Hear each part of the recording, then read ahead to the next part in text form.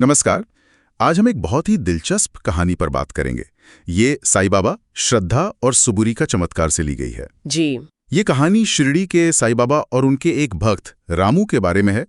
सुनने में तो सीधी लगती है, पर इसमें गहरे मायने छुपे हैं। हाँ, बिल्कुल। कहानी का जो सार है वो 2 शब्दों में है, श्रद्धा और सुबुरी। सही कहा, अटूट विश्वास और गहरा धैर्य। और रामू, जो शिरडी में रहता था, एक बहुत ही गरीब मजदूर था।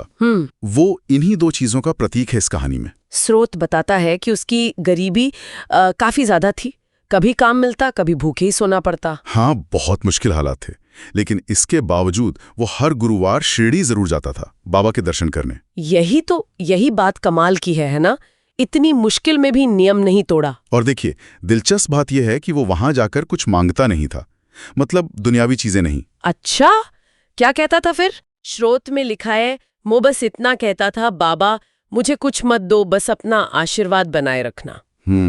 ये तो भक्ति का एक अलग ही स्तर है। बिल्कुल, सांसारिक इच्छाओं से परे। फिर कहानी में एक मुश्किल मोड़ आता है। हाँ, जब रामू वो बीमार पड़ जाता है, गंभीर रूप से। जी, और हाल ये था कि दवा के पैसे भी नहीं थे उसके पास। उफ।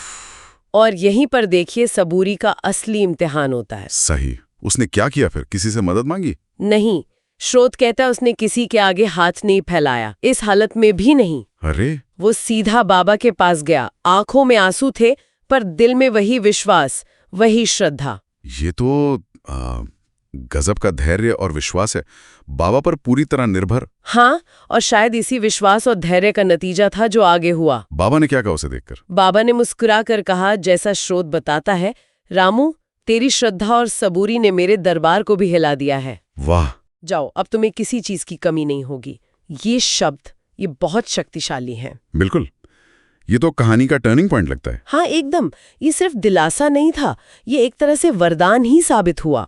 तो फिर क्या हुआ? क्या सच में उसकी हालत सुधरी? अगले ही दिन, स्रोत कहता है, अगले ही दिन गांव के एक जमींदार ने उसे बुलाया। अच्छा, किस लिए? अपने बाग की देखरेख का काम दिया। और सिर्फ काम नहीं, अच्छा वेतन, रहने को जगह। अरे वाह! और सबसे बड़ी बात, सम्मान भी मिला। उसकी जिंदगी ही पलट गई। तो कहानी ये दिखाती है कि कैसे मुश्किल हालात में भी जब उसने वो श्रद्धा और सबूरी नहीं छोड़ी, बिल्कुल, तो अंत में उसे उसका फल मिला। स्रोत का इशारा साफ है कि साईं बाबा अक्सर अपने भक्तों की परीक्षा लेते हैं। ये परीक्षा वाली बात, इस पर थोड़ा और सोचना चाहिए। क्या मतलब है इसका? क्या मुश्किलें जानबूझकर भेजी जाती हैं, या पता है कि मुश्किलों के वक्त भक्त का रवैया क्या रहता है? अच्छा। जो लोग श्रद्धा बनाए रखते हैं, सबूरी रखते हैं, बाबा अंत में उनकी मदद करते हैं। शायद ये विश्वास को और पक्का करने का एक तरीका हो।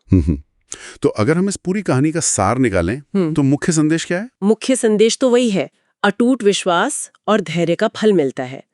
पर अगर और गहराई में सोचें, हाँ, तो ये कहानी शायद ये भी बताती है कि सच्ची भक्ति सिर्फ मांगने के लिए नहीं होती। सही बात है। बल्कि हर हाल में, चाहे जो हो जाए, ईश्वर पर भरोसा रखना, ये है सच्ची भक्ति। और रामू की जो किस्मत बदली, वो सोचने पर मजबूर करती है। हाँ, यहीं पर एक बड़ा सवाल उठता है, क्या रामू का जीवन बदलना वो पूरी तरह से सिर्फ बाबा की कृपा थी, दैवीय चमत्कार, या फिर उसकी अपनी जो अटूट पॉजिटिव सोच थी, उसकी श्रद्धा, उसकी सबूरी, क्या उसने भी अनजाने में ही सही उस मौके को अपनी तरफ खींचा? ये एक दिलचस्प सवाल है।